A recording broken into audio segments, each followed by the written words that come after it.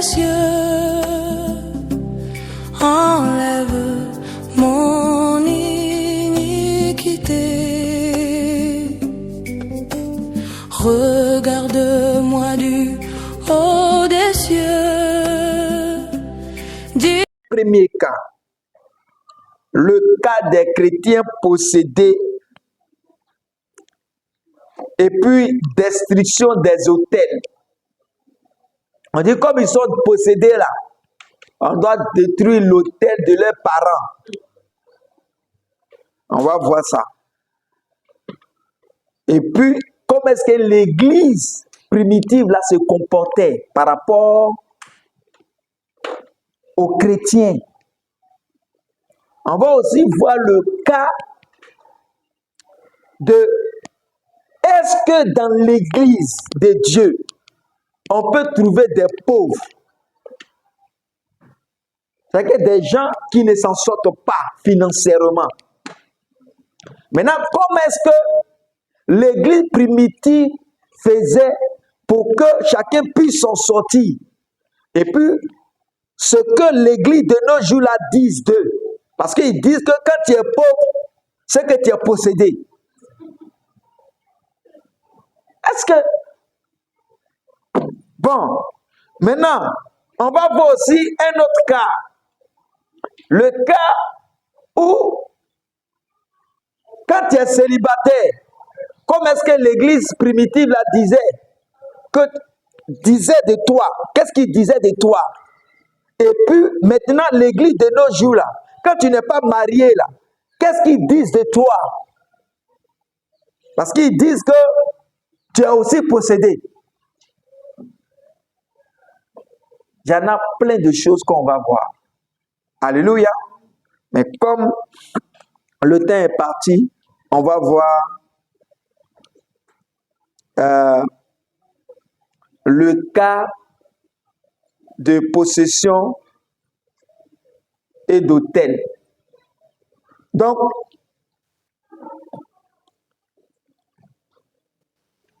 prenons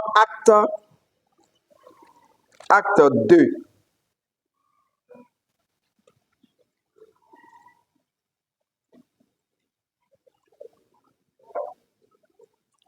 Acte 2, le verset 41 et le verset 42. Donc, acte 2, on voit les premiers chrétiens. Alléluia. C'est que tous ceux qui ont accepté la prédication de l'apôtre Pierre. Et la Bible dit qu'ils étaient environ 3000 âmes qui ont été gagnées. Amen. Donc, nous lisons acte combien? 2. À partir du verset 41. Il dit, ceux qui acceptaient sa parole, ils acceptaient la parole de qui? Non, qui a prêché? C'est Pierre qui a prêché. Donc il dit, ceux qui acceptaient sa parole. Il dit, ceux qui acceptaient sa parole furent baptisés. Et en ce jour-là, le nombre des disciples s'augmenta d'environ 3000 âmes. Et qu'on se comprend. Ils persévéraient dans l'enseignement des apôtres, dans la communion fraternelle, dans la fraction du pain et dans les prières. Ils persévéraient dans quoi? Dans l'enseignement. Dans l'enseignement de qui? Des apôtres. Alléluia. Et l'enseignement des apôtres venait de l'enseignement du Christ. Maintenant, quand ils ont reçu ces chrétiens-là, est-ce que ces chrétiens n'avaient pas leur passé? Et ces convertis-là n'avaient pas leur passé? Ils avaient leur passé. Est-ce qu'on a entendu? Non.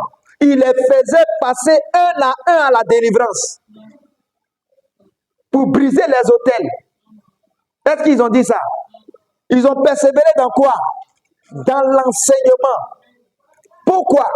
Parce que l'enseignement amène le renouvellement de l'intelligence. Alléluia. La véritable délivrance, c'est d'amener les gens à renouveler comment? Leur intelligence. Afin qu'ils soient plongés dans le message de Christ. Afin qu'ils voient en eux Christ. Donc, il dit, il persévérait dans l'enseignement de qui? Des apôtres. Dans la fraction, dans la communion fraternelle. Dans la communion comment? Fraternelle. Donc, l'enseignement des apôtres les amenait à voir qu'ils sont frères et sœurs. Ce n'est pas un enseignement qui divise. Un enseignement qui peut venir dire non, à faire attention à tel frère, telle sœur, parce que cette sœur-là, elle mange les gens, ou bien elle envoûte la nourriture, ou bien le fils de cette sœur-là, voici ce qu'elle fait. Me fait comprendre. Il dit, il persévérait dans l'enseignement des apôtres, dans la communion fraternelle, dans la fraction du pain et dans les prières. Alléluia. Donc, voici ce que l'église primitive faisait. Maintenant, l'église de nos jours, là, eux, ils amènent les frères et sœurs à se méfier d'eux. Donc, ils amènent la division entre les frères et sœurs. Alléluia. Donc, eux ne créent pas la communion fraternelle. Amen. Et puis, leur prière, là, c'est basé sur des destructions. Alors que l'église primitive, leur prière n'était pas basée sur la destruction de quelque chose. Amen. Prenons Acte 17. On est toujours avec l'église comment? Primitive. La première église. Le comportement des premiers croyants. Donc, Acte 17. Il va s'agir de l'apôtre Paul. Il arrivait dans une ville, à Athènes. Cette ville-là, la Bible dit qu'elle était remplie d'idoles. Il y avait les idoles un peu partout dans la ville. Et quand il arrivait dans la ville, la Bible dit que son esprit ne supportait pas les idoles qui étaient partout. Et il a commencé à prêcher Christ. Et qu'on se comprend. Est-ce qu'il a prêché les idoles là? Est-ce qu'il a prêché Satan? Est-ce qu'il a prêché les liens démoniaques ou les hôtels? Nous allons lire et nous allons voir. Alléluia. Parce que il faut que les enfants de Dieu fassent la différence entre ce qui vient du diable et ce qui vient de Dieu. Entre la prédication du diable et la prédication de Dieu. Entre la prédication des hommes et la prédication de Dieu. Alléluia. Donc, Acte 17. Lisons à partir du verset 16. Il dit, comme Paul les attendait à Athènes, il sentait au-dedans de lui son esprit s'irriter à cause des idoles là qui étaient partout. Son esprit comment? S'irriter à la vue de cette ville pleine de comment? D'idoles. Et qu'on se comprend. Cette ville remplie d'idoles, verset 17. Il s'entretenait donc dans la synagogue avec les Juifs et les hommes craignant Dieu. Et sur la place publique, chaque jour, avec ceux qu'il rencontrait. Verset 18. Quelques philosophes, donc parmi eux là, parmi ceux qui l'écoutaient, il y avait qui? Des philosophes. Ça c'était autant de trucs, hein? Donc philosophie là, c'est pas maintenant que ça a commencé. Donc, quelques philosophes, épicuriens et stoïciens se mirent à parler avec lui. Et les uns disaient, que veut dire ce discoureur? C'est que lui là, c'est quoi il est en train de raconter là? Parce que nous, on n'a pas connu ça. Nous, c'est la philosophie. On pense. Et c'est le concret, quoi. Et qu'on se comprend. Mais lui, là, il dit quoi? Que veut dire ce discoureur? D'autres l'entendant annoncer Jésus. Il dit, il entendait annoncer qui? Jésus. Est-ce qu'il parlait de Satan? Il parlait de leur lien démoniaque. Que ce que vous êtes en train d'adorer là, ça va créer des liens, ça vous a créé des liens. Il faut qu'on abatte toute les autels dans vos familles. Il dit, il entendait parler de qui? Jésus. Jésus où? Il dit, d'autres l'entendant annoncer Jésus. Il annonçait qui? Jésus. Et quoi? Et la résurrection. Alléluia. Parce que c'est par la résurrection de Jésus que nous sommes justifiés. Donc, il prêchait la justification par la foi de ceux qui allaient croire en son message. Il ne parlait pas des idoles. Nous continuons. Il dit, l'entendant annoncer Jésus et la résurrection, disait, il semble qu'il annonce des divinités étrangères. Alléluia. Parce que ce qu'il annonce, c'est étrange à nous. Nous, on n'a pas connu ça. Verset 19. Alors, il le prit et le menait à l'aréopage. C'est vrai que devant les grands, hein, les dignitaires, là, les parleurs, là, ils ont amené Paul là-bas. On va voir comment il va faire pour convaincre les gens. C'est que les penseurs, les savants, les sachants, et qu'on se comprend. On dit, bon, ce que tu es en train de dire là, nous, pour nous, là, c'est attends, tu as mené chez les sachants. Et puis, on va voir entre eux et toi, là. Bon, qui dit vrai? Donc, alors, il le prit et l'amenait à l'aréopage en disant, pourrions-nous savoir quelle est cette nouvelle doctrine que tu enseignes? Cette nouvelle comment? Doctrine. C'est que le nouveau enseignement que tu nous apportes, là, les nouvelles règles, là, ça sort d'où? Donc, nous, on veut comprendre ça. Donc, ça veut dire qu'il ne prêchait pas autre chose que Christ. Alléluia. Verset 20. Car tu nous fais entendre des choses étranges. Nous voudrions donc savoir ce que cela peut être. Verset 21. Or, tous les Athéniens et les étrangers demeurant à Athènes ne passaient leur temps qu'à dire ou à écouter des nouvelles. Verset 22. Paul, debout au milieu de l'aréopage, dit, hommes athéniens, je vous trouve à tous égards extrêmement religieux. Ils sont extrêmement comment? Religieux, parce qu'ils voient les idoles un peu partout. Ils savent que c'est des gens qui sont en train de chercher Dieu. Alléluia. Mais ils n'ont pas frappé à la bonne porte. Donc je vous trouve comment? Religieux. Car en parcourant votre ville et en considérant les objets de votre dévotion, donc ça veut dire qu'ils avaient comment des objets avec lesquels ils priaient. Et tous. Amen. Donc prier les objets, là, c'est pas aujourd'hui que ça a commencé. Et avec dévotion, j'ai même découvert un quoi? Allons-y ensemble. Un autel avec cette inscription à un Dieu inconnu. Ce que vous reverrez sans le connaître. Donc eux-mêmes ont mis un autel. C'est que quelque part dans la ville, là, il y a un autel qui est là. Ils ont bâti autel. Mais ils ont mis là un Dieu comment? Inconnu.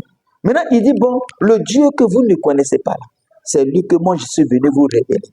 En réalité, c'est du Christ. Donc, ce que vous avez bâti, tout ça là, ce n'est pas ça. Mais est-ce qu'il a dit, bon, au fait, comme on est un peu pris par le temps, vous pouvez lire jusqu'à la fin, au verset 34. Il n'a jamais dit, quand ils ont cru là, ceux qui ont cru, il n'a pas dit, allons-y détruire les hôtels, allons, et puis venez ici, on va démolir tous vos liens. Non, il s'est arrêté au message du Christ. Alléluia. Pourtant, la ville était remplie de quoi? D'idoles. Alléluia. Parce que Paul sait que quand quelqu'un quelqu'un a accepté Jésus-Christ, il est passé de la lumière et il est passé des ténèbres à la lumière. Il n'est plus la même personne. Alléluia. Donc, vous pouvez continuer. Prenons acte combien? 19. Acte 19, du verset 20. Acte 19, du verset 18 au verset 20. Acte combien? Du verset 18 au verset 20. Il dit, plusieurs de ceux qui avaient cru, quand il a prêché là, quand Paul a prêché, plusieurs de ceux qui avaient cru venaient confesser et déclarer ce qu'ils avaient fait. Donc, parmi ceux qui ont cru là, il y avait des gens qui sortaient du lot pour venir déclarer et confesser ce qu'ils avaient fait.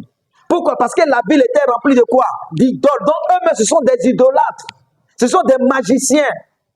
Maintenant, le verset combien? 19. Le verset 19. Et un certain nombre de ceux qui avaient exercé les arts magiques, ayant apporté leurs livres, les brûlèrent devant tout le monde. Alléluia. Ils brûlaient comment? Les livres de magie là. Les brûlaient devant tout le monde.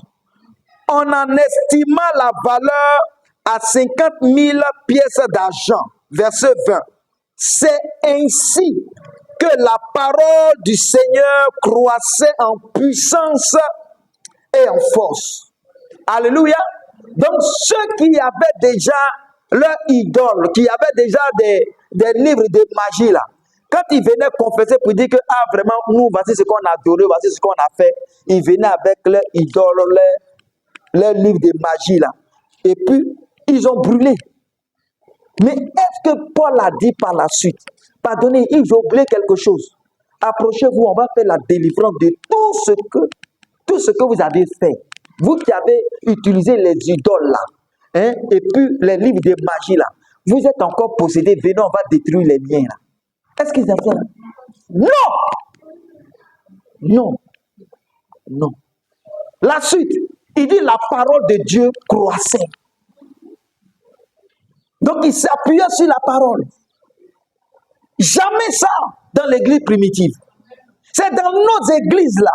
Et puis, nos églises, c'est rempli de traditions. Ils ont amené la tradition là-bas. Alléluia. Il n'a jamais dit, ceux qui ont eu les livres de magie et qui avaient les hôtels à la maison, venez ici, on va faire votre délivrance. Parce que quand quelqu'un a cru, il a accepté Jésus-Christ, il a été pris des ténèbres et transporté dans la lumière. Et cette personne ne peut plus jamais être possédée. Alléluia. Il le sait. C'est ça qu'il n'appelait pas ces croyants-là à la délivrance. Oui, question. J'ai une question, pasteur. Oui. Les gens que vous venez de citer, il s'agissait des idoles ici, des gens adoraient qu'il faut aller tomber pour la destruction. Alors que généralement, dans notre communauté, ce dont on parle, il peut s'agir par exemple d'un frère en Christ qui n'a même pas lui-même pratiqué quelque chose. Mais on peut lui dire qu'il y a des liens qui sont rattachés aux pratiques familiales. C'est que ses parents ont fait, ou bien ses parents ont pris chrétien, quelqu'un parce que spirituel, c'est autre. Et c'est ce lien spirituel-là, ancestraux-là, qu'on va décrire. Ça, c'est différent de quelqu'un qui pratique quelque chose, qui prend ses fétiches et qui vient pour les détruire. Ça, c'est différent de quelqu'un. Peut-être lui-même, il n'était pas né, ses parents ont fait des pratiques, ils ont adoré des trucs. Et maintenant que cette personne a vu la vie, je vais dire, puis ces choses-là, ou bien les conséquences qui sont liées à ce que ses parents ont fait là, puis la chose, ça c'est spirituel. Oui, mais en réalité, tellement Vraiment, il n'y a pas Dieu là-bas. Parce que s'il y avait Dieu là-bas, vous-même imaginez, entre quelqu'un qui a pratiqué la magie, qui avait les idoles chez lui à la maison, et puis celui qui n'en a même pas fait cas, c'est que qui n'a même pas vu les idoles, ou bien qui n'a pas pratiqué les idoles, entre les deux là, c'est qui on doit délivrer. Hein? C'est celui qui a pratiqué. Ici, là, ceux qui ont pratiqué, là, n'ont pas fait leur délivrance. Parce que le message, l'évangile est une délivrance. Il dit l'évangile est une puissance pour le salut de quiconque croit. Le salut là, ça comporte la délivrance. Pour la délivrance de quiconque croit. Donc on ne peut pas te parler de salut et puis après te parler de délivrance. Alléluia. Ouais. Et même, vous voyez, parmi tous ceux qui ont cru là, ce n'est pas tout le monde qui venait confesser. C'est ceux qui avaient pratiqué là, qui venaient confesser. Alléluia. Et qui venaient donner tout ce qu'ils avaient pratiqué. Pour que ça soit brûlé. Au vu, au su de tout le monde. Pourquoi? Parce que le simple fait de croire là, ça te donne les gènes de Dieu en même temps. Alléluia. Oui. Oui. Tous ceux qui ont cru en acte 2 là, personne, aucun apôtre n'a appelé quelqu'un à la délivrance. C'est de ça qu'il est question. Ils n'ont même pas mentionné, et eux-mêmes ils ont vécu, au temps de Jésus, là, ils ont vu Lazare. Ils n'ont pas parlé de non, comme Lazare était lié, quand Jésus a dit non, déliez-le là. Venez. Un truc coutumier, vous prenez ça comme lien démoniaque. Hein? Quand quelqu'un meurt, on l'emballe dans linceul. Vous prenez ça, vous dites que linceul là, c'est lien démoniaque. Mais, il y a quoi dans ton conglo? Et depuis quand le chrétien, lui les morts et Lazare? Nous, la Bible dit que nous sommes morts avec Christ, nous sommes ressuscités avec Christ. Et quand Christ est ressuscité là, les pierres là ont vu dans la tombe là, les linceuls là étaient là-bas, emballés. Les liens là, il n'y a pas. Bon, ce qu'eux-mêmes appellent lien, même quand ce n'est pas lien, bon, ce que vous avez appelé lien, c'était emballé quelque part là-bas. Il est ressuscité avec nous sans lien. Vous parlez de quoi? Donc, on va entamer un autre point sur le cas des pauvres dans l'église. Donc, quelqu'un est pauvre, il n'a pas l'argent, on dit il est possédé. Aïe! Vraiment, je n'ai pas dit païen, on dit chrétien. Donc, regardons ce qui s'est passé dans l'église primitive là. Bon, prenons Acte 3, verset 6. Acte combien? Acte 3, verset 6. Vous voyez? Que le Seigneur fasse grâce à ses enfants, ceux qui le cherchent véritablement. Acte 3, le verset 6. Lisons. Qu'est-ce que Pierre a dit? Lorsqu'il a trouvé le paralytique qui demandait l'argent, hein, à la porte du temple là. Porte 3, j'ai dit porte 3. Acte 3, verset combien? 6. Alors Pierre lui dit, vous pouvez commencer à partir du verset 1 là-bas. Hein. Amen. Voilà, pour pouvoir comprendre un peu le contexte. Mais ce qu'il y avait un paralytique, il y avait quelqu'un qui n'arrivait pas à marcher, qui se mettait à la porte du temple pour demander l'aumône. Maintenant, quand Pierre l'a vu, Pierre et Jean, acte combien? 3, 6. Il dit Pierre, bon, commençons au verset 4. Il dit Pierre, de même que Jean, fixa les regards. Bon, est-ce que là, on peut commencer là? Bon, allons au verset 2. Il y avait un homme boiteux de naissance, qu'on portait et qu'on plaçait tous les jours à la porte du temple, appelé la Belle, pour qu'il leur demanda l'aumône. Et ceux qui demanda l'aumône à ceux qui entraient dans le temple. Verset 3. Cet homme, voyant Pierre et Jean qui allaient y entrer, leur demanda l'aumône.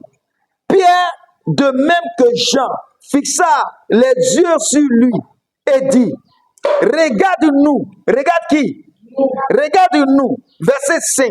Et il les regardait attentivement, s'entendant à recevoir de quelque chose. Verset 6.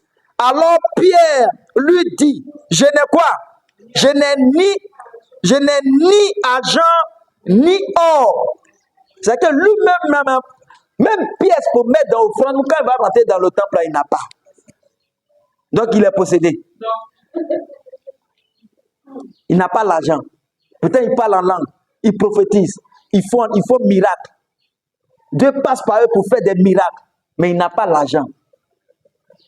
Il dit, verset 6, alors Pierre lui dit, je n'ai ni argent ni or, mais ce que j'ai, il dit, j'ai quelque chose. Alléluia. J'ai la vie à t'apporter. Alléluia. J'ai la puissance de Dieu à l'intérieur de moi. Je n'ai pas l'argent. Je n'ai pas or. Donc ça veut dire que être converti, ça n'a rien à voir avec l'argent et l'or. Rien à voir avec l'argent. Et c'est cela que vous allez voir dans toutes ces assemblées-là. La plupart de ceux qui tombent là, c'est les pauvres seulement.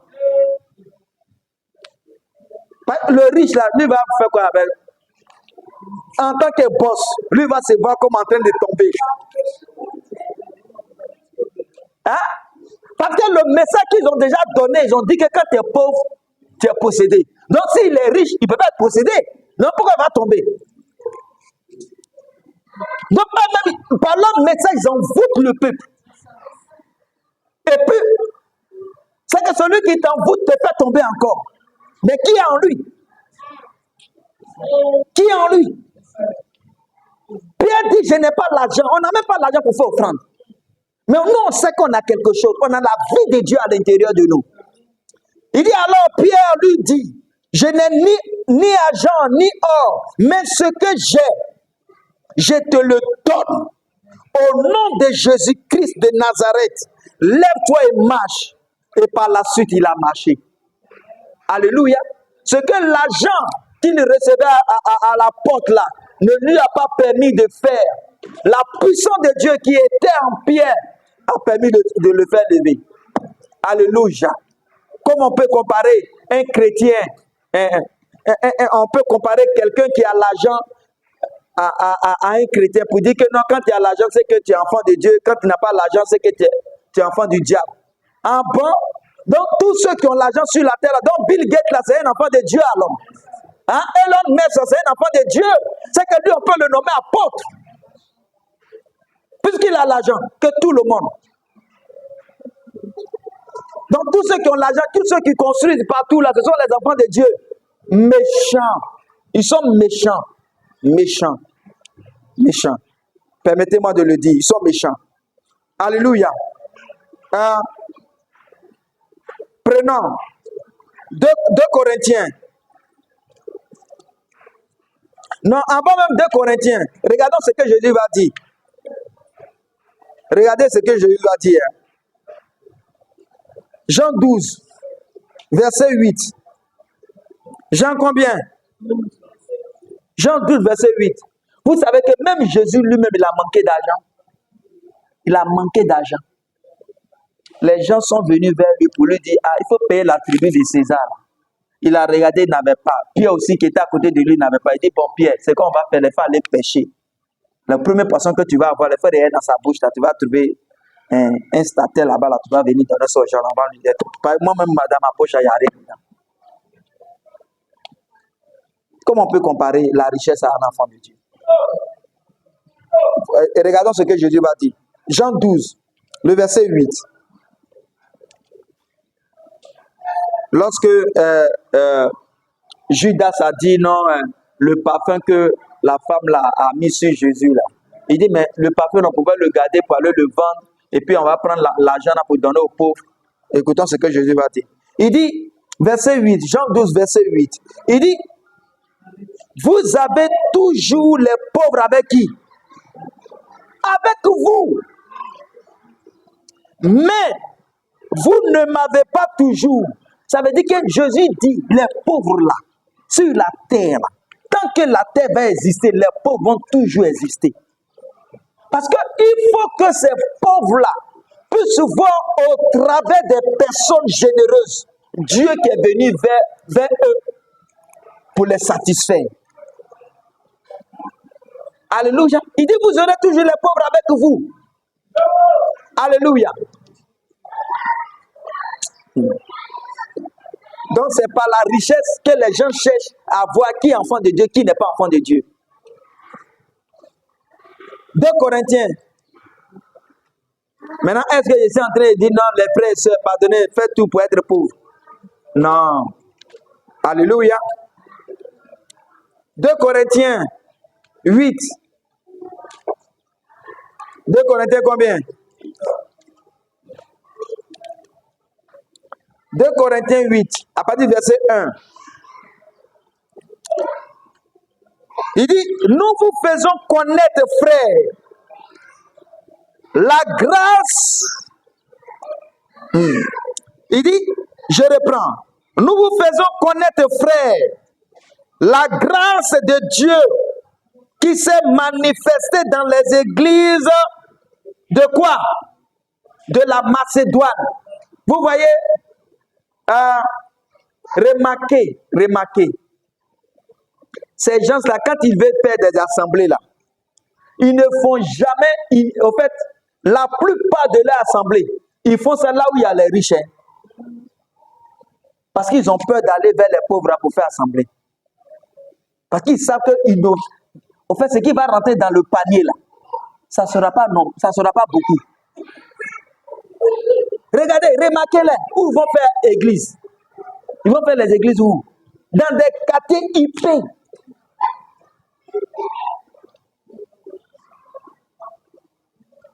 Donc, entre les riches là et bon, bref.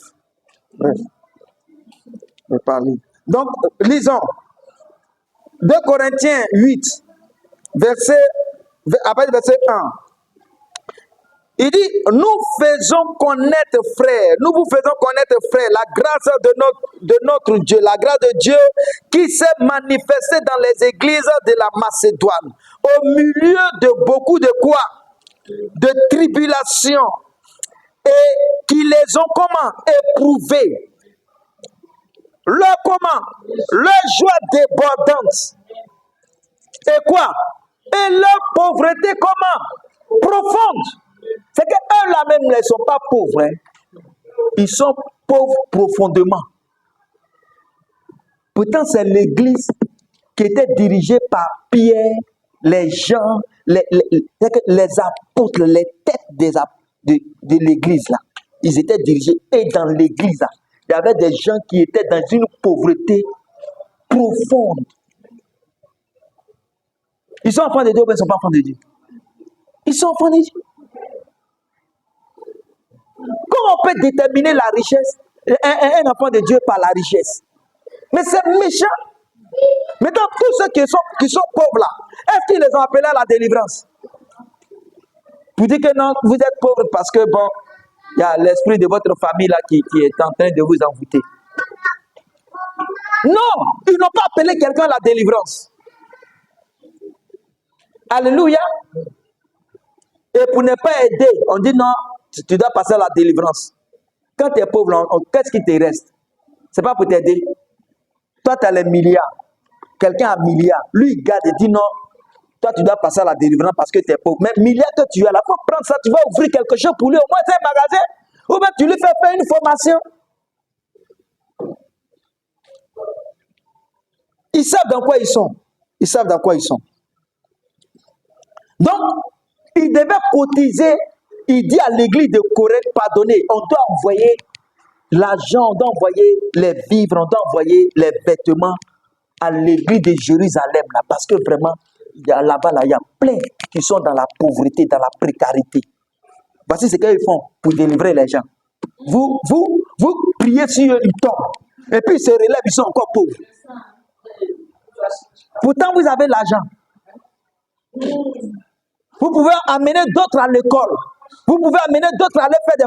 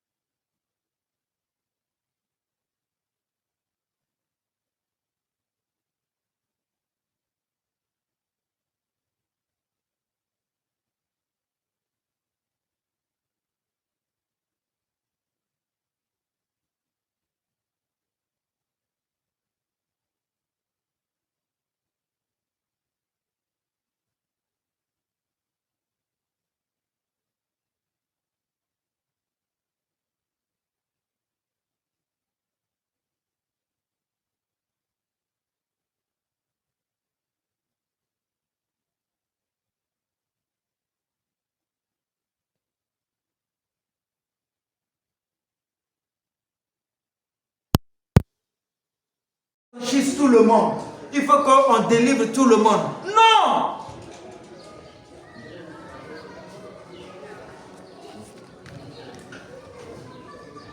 Frères et sœurs, pardonnez. Comme ça ne va pas là, pardonnez, faites tout pour continuer avec le Seigneur. Hein? Continuez avec le Seigneur. Ça va aller. Continuez avec le Seigneur. Si tu n'as pas mari aujourd'hui, demain là, ça va aller. Si tu n'as pas l'argent aujourd'hui, ça va aller demain. Bon, vous voyez, non? Donc il devient un coach en même temps. Au lieu d'être un prédicateur. Pourquoi? Parce que ce qu'on leur a prêché n'était pas l'évangile. N'était pas l'évangile. Il dit, au milieu de beaucoup de tribulations qui les ont éprouvées, les joies débordantes et les pauvretés profondes ont produit avec abondance des richesses, de riches libéralités. Donc, ça fait que parce qu'ils étaient pauvres, ça a mené d'autres frères et sœurs à leur produire comment? À leur venir en aide. Alléluia. Donc, ça a mené les frères et sœurs à manifester de la libéralité. Que le nom du Seigneur soit béni. Donc, allons au verset 3. Il dit, ils ont, je l'atteste, donné comment volontairement selon leurs moyens. Et même au-delà de leurs moyens. C'est que malgré qu'ils étaient dans la précarité, ils ont quand même donné pour que d'autres frères ne puissent pas en manquer. Alléluia. Amen. Nous demandons avec de grandes instances la grâce de prendre part à l'assistance destinée aux saints. Donc, eux, on les appelle comment? Saints. Malgré qu'ils sont pauvres, ils sont comment? Saints. On ne dit pas qu'ils sont impurs. Parce que dit que non, ils sont possédés, ça veut dire qu'ils sont impurs. Alors que la Bible dit que ceux qui sont dans la pauvreté profonde là sont des saints. Ça veut dire qu'ils ne sont pas possédés. Maintenant, toi, tu dis qu'ils sont possédés. Mais entre toi et Dieu là, qui ment? Entre toi et les apôtres là, qui ment? Dieu dit ils sont saints. Toi, tu dis non, ils sont impurs. C'est que tu es en train de profaner le temple de Dieu sans que tu ne t'en rendes compte. Et eux tous sont des profanateurs du temple de Dieu. Dit qu'un chrétien est possédé, ce sont des profanateurs, des blasphémateurs. Trouver le Saint-Esprit dans la vie de quelqu'un, dit qu'il est possédé, des blasphémateurs. Tu vas rendre compte si tu ne te répands pas. Verset 5. Et non seulement ils ont contribué comme nous à l'Est pour l'Est. Et non seulement, verset 5, 2 Corinthiens 8, verset 5. Et non seulement ils ont contribué comme nous, l'espérions, mais se sont d'abord donnés eux-mêmes. Ils se sont comment? Ils se sont donnés d'abord eux-mêmes à qui? Au Seigneur. Donc ce n'est pas des gens qui vont venir dire non. Eh pardon, prends courage, il ne faut pas abandonner la main du Seigneur. Sinon c'est pas. Non. Quelqu'un a dit non, si ça ne fait pas, même comment il va laisser le Seigneur. Mais on n'a pas prêché l'évangile. Il faut laisser. Amen. Qui va le périr là-bas dans le feu là? Eh, c'est le Seigneur. Aïe! On va voir qui va crier. Le Seigneur lui-même va s'essuyer même. Pendant que toi tu es en train de crier, il faut partir. On ne t'a pas prêché l'évangile. Alléluia. Ils se sont donnés eux-mêmes d'abord au Seigneur, puis à nous. C'est que nous qui sommes prédicateurs. Alléluia. Par la volonté de qui? De Dieu. Alléluia. Verset 7. Il dit de même que vous excellez en toutes choses, en foi, en parole, en connaissance, en zèle, à tous égards, et dans votre amour pour nous, faites en sorte d'exceller aussi Dans cette œuvre de bienfaisance, c'est-à-dire que de la manière dont vous aimez le Seigneur, vous servez le Seigneur, faites tout aussi pour aider d'autres frères. Et qu'on se comprend. Voilà comment il délivrait les gens. Hein? En faisant quoi? En aidant. Vous délivrez en faisant tomber les gens. Hein? Le pauvre, toi tu le délivres en le faisant tomber. Eux, pour délivrer le pauvre, ils s'occupaient du pauvre. Entre vous et Dieu, entre eux et nous là. Bon. Et eux, ceux qui le font là, qui c'est Dieu?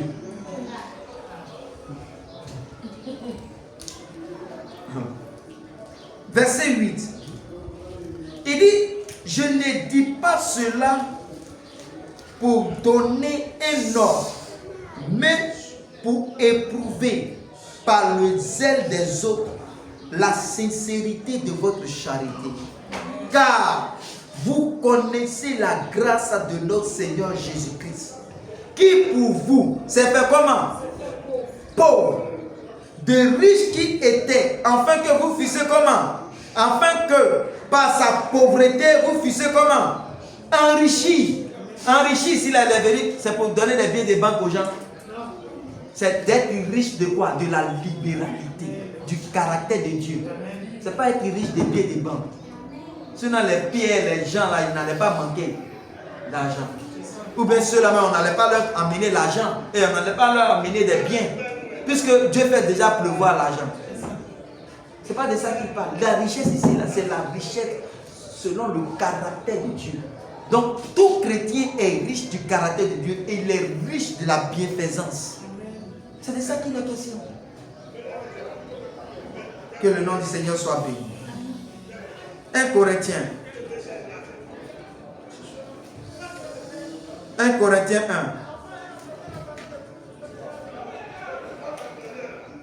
1. 1 Corinthiens combien?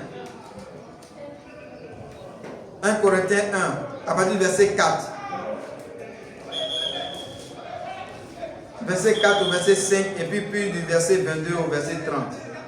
Donc 1 Corinthiens 1, verset combien? 4 et 5. Il dit, je rends à mon Dieu de continuelles actions de grâce à votre sujet, pour la grâce de Dieu qui vous a été accordée en Jésus-Christ. Pour la grâce de qui? De Dieu qui vous a été comment? Donc ça veut dire que tout chrétien a quoi? Il a la grâce de Dieu. Et qu'on se comprend. Ce n'est même pas par prière, par jeu de prière que tu as la grâce de Dieu. Tu as la grâce de Dieu parce que tu as le Seigneur. Verset combien? Verset 5. Il dit, car en lui, vous avez été comblés. Comblés de quoi? De toutes choses de quoi? Toutes les richesses. Vous avez été comblés de toutes les richesses. Richesse, ça c'est bien de banque. Non. C'est jetons. Non. C'est dollars. Non. Non. C'est quoi? Richesse de quoi?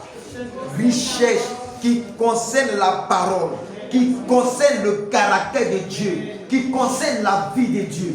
Tout chrétien est riche de la vie de Dieu.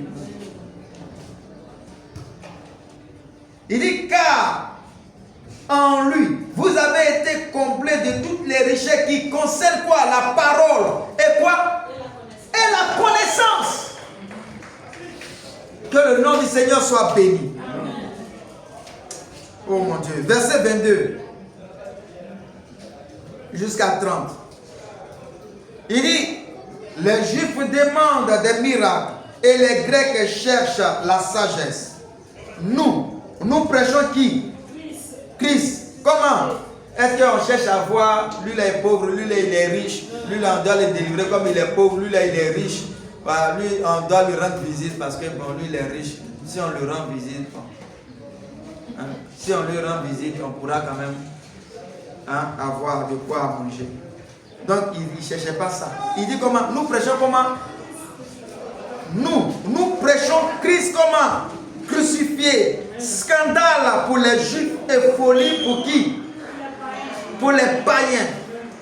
Alléluia. Il dit même puissance de Dieu et sagesse de qui? De Dieu pour ceux qui sont appelés tant juifs que grecs. Car la folie de Dieu est plus sage que les hommes. Et la faiblesse de Dieu est plus forte que quoi? que les hommes. Considérez, frères, que parmi vous qui avez été appelés, il y a comment? Allons-y ensemble. Non, reprenons. Considérez, allons-y ensemble. Considérez, frères, que parmi vous qui avez été appelés, il n'y a ni beaucoup de quoi?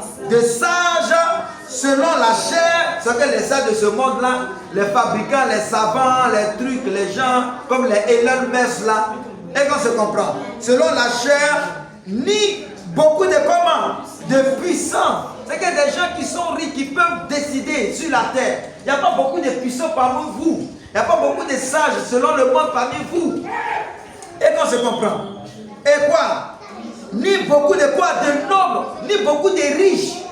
Donc ça veut dire que dans la maison de Dieu, il y a tout le monde. Il y a pauvres. Il y a... Il dit même que ça n'est même pas rempli. Ça veut dire que ceux qui sont remplis là-bas, ils ne sont pas plus. Bon bref. Selon la chair, si tu les regardes, tu vas dire, ceux-là, je ne peux pas me mettre dans ce groupe-là. Pourtant, c'est là-bas que Dieu réside.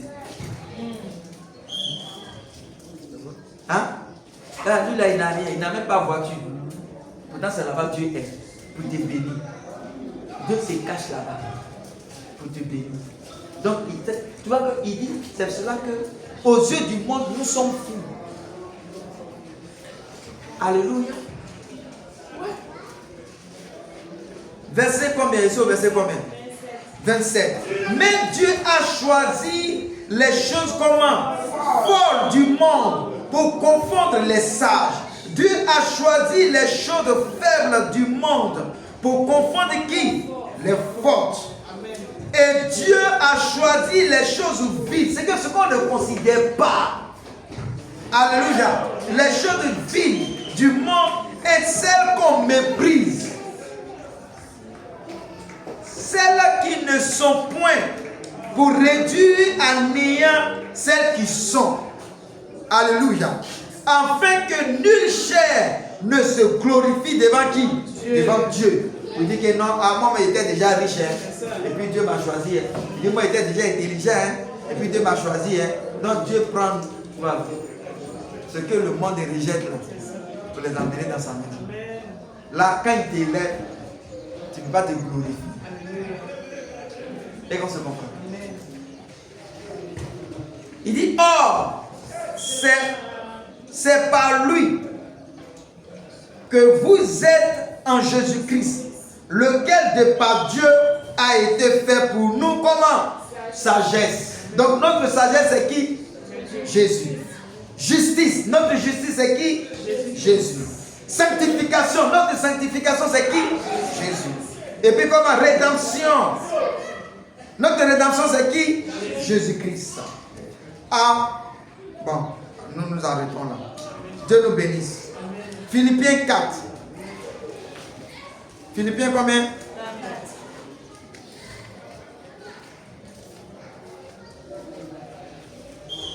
J'espère que vous comprenez. Verset 10. Philippiens 4 combien? Verset combien? 10. Verset 10. Il dit, j'ai éprouvé une grande joie. C'est ça non? Philippiens 4 non? Ok, j'ai éprouvé une grande joie dans le Seigneur de ce que vous n'avez pas pu enfin renouveler l'expression de vos quoi? De vos sentiments pour moi. Vous y pensiez bien, mais l'occasion vous manquait. Alléluia. Verset 11. Ce n'est pas en vue de mes besoins que je dis cela, mais j'ai appris. En fait, ce que j'étais en train de dire là, c'est pas, ne voyez pas ça comme vous devez venir m'aider. Et quand on se comprend. Mais j'ai dit ça pour quelque chose qu'il va dire maintenant. Il dit, car j'ai appris à être comment? À être comment? Content et à être comment? Non, il dit, car j'ai appris à être content de l'état où je me trouve. Et qu'on se comprend. Donc Paul dit que l'état où lui se trouve là, lui il est content. Peu importe où on l'envoie, lui il est content. Donc il n'y a pas un état qui va l'amener à être triste. Il me fait comprendre. Parce que partout là, il manifeste la joie. Alléluia. C'est pour ça qu'il dit, soyez toujours comment? Joyeux. Verset 12. Il dit, je sais vivre dans quoi? Dans l'humiliation. C'est-à-dire que même quand on vient frapper à ma porte pour dire, monsieur, vous devez 12 mois de loyer. Il sait vivre dedans. Hein? D'autres vont venir frapper. Monsieur, vous devez. Seigneur, tu m'as abandonné. Seigneur, où tu es? Seigneur, je ne te vois pas. Seigneur. Mais vous pouvez dire, hey, monsieur, je n'ai pas dit Seigneur, ce n'est pas le moment. Donne-moi tout. Hein? Qui est en train de parler? C'est l'apôtre Paul. L'apôtre Paul. C'est que le Nouveau Testament, là, il est écrit les 2 tiers. C'est lui qui est dans le ça. Il dit qu'il y a des moments là, où ça ne va pas. C'est que financièrement, pour manger, ça ne va pas. Mais il dit, malgré ça, il sait vivre dedans. Maintenant, toi, tu dis que non. Si quelqu'un est pauvre, c'est qu'il est possédé. C'est que Paul, on doit le délivrer. Mais tu es méchant. Tu es méchant. Ça, on va t'appeler comment? Parce que si Paul se mettait là, on dit non, voici le pasteur pauvre là-bas qui est en train de passer là. Il s'est dit que non, il est de Dieu, il est pauvre, il n'a même pas voiture. Même nous, mon dernier membre là, il a au moins une moto, lui, il n'a même pas de vélo. Il marche.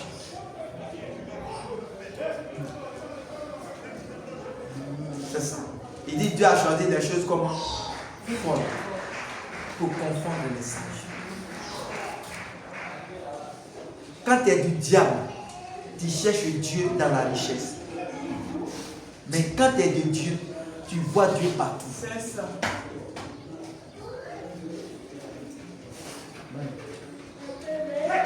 Alléluia. Donc je suis où?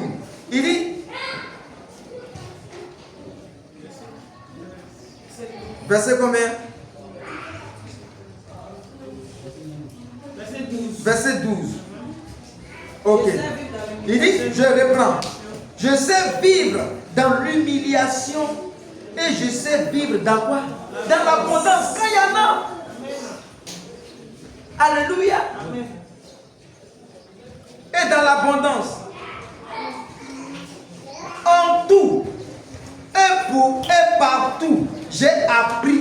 Il dit, il a appris comment? À être comment? Rassasié et avoir comment? Avoir faim. Il a appris ça. Il a appris. Ça veut dire que malgré qu'il était de Dieu, mais tout n'était pas rose. Alléluia.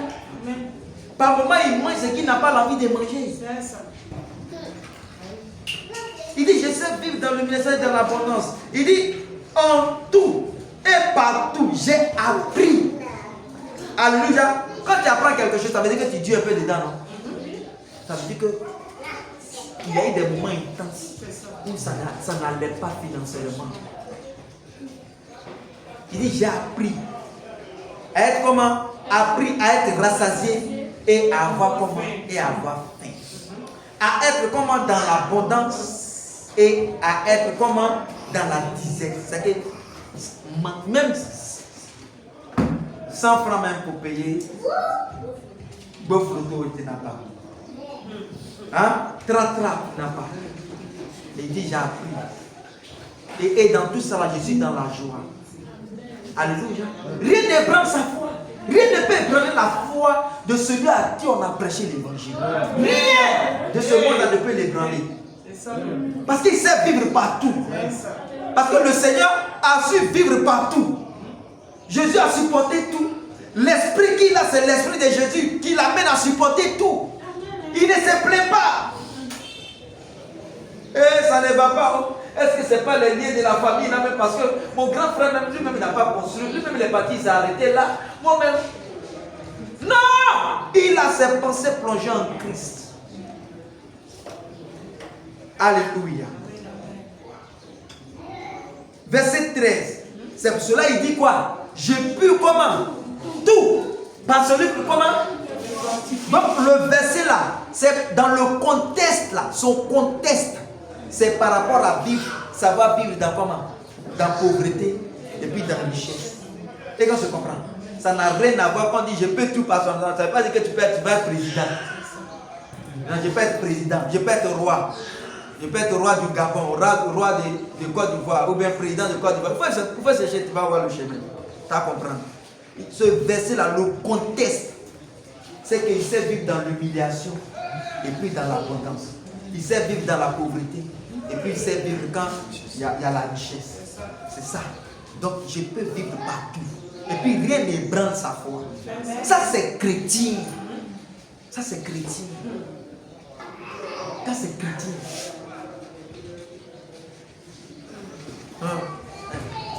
Pasteur, homme de Dieu, pardon, est-ce que je peux avoir un peu d'huile chez toi là-bas là, parce que je dois verser un peu sur ma tête, parce que c'est pas ce qui se passe dans ma maison là. Tout ce que je touche ça se perd, je ne retrouve pas. Ça te... Mais c'est parce qu'ils t'ont prêché un message de délivrance. Donc tu n'as pas droit. C'est pour ça que tes pensées là ne sont pas en Christ. Alléluia. Je peux mettre un peu d'huile sur la tête de mes enfants là, parce que quand ils vont à l'école là, il faut les apprendre. Est-ce qu'ils n'ont pas mangé leur intelligence? Tu vois non? Les pensées ne sont pas comment? En Christ. Parce qu'en Christ, tu sais que rien n'est perdu. Ils n'ont qu'à persévérer. Mets l'étude devant eux. Regardez, mais ils seront excellents. Tu tentes quelque chose, ça ne va pas, c'est parce que tu n'as pas l'expérience. Tu fais encore. Tu vois que tous ceux qui ont reçu là, dès qu'ils ont commencé à faire des affaires, ça a marché. Ils sont tombés plusieurs fois et après, ils ont eu l'expérience des choses. Et quand ils ont commencé maintenant à faire une nouvelle chose, ça a commencé à marcher. Aïe, ma vie. Tu es sur la terre, et tu es différent des autres. Donc tous ceux-là, on ne les appelait pas la délivrance. Vous comprenez? Ouais. Les choses de la terre, là, le chrétien est confronté aux choses de la terre parce qu'il a le corps encore ici. Et toi, tu te dois de faire comme tout le monde réussisse dans le monde là pour pouvoir réussir. Alléluia. Ouais. Que le nom du Seigneur soit béni. Au nom de Jésus-Christ. On va s'arrêter là. Dimanche prochain, nous allons continuer. On va se tenir debout et nous allons prier le Seigneur dans le nom de Jésus-Christ.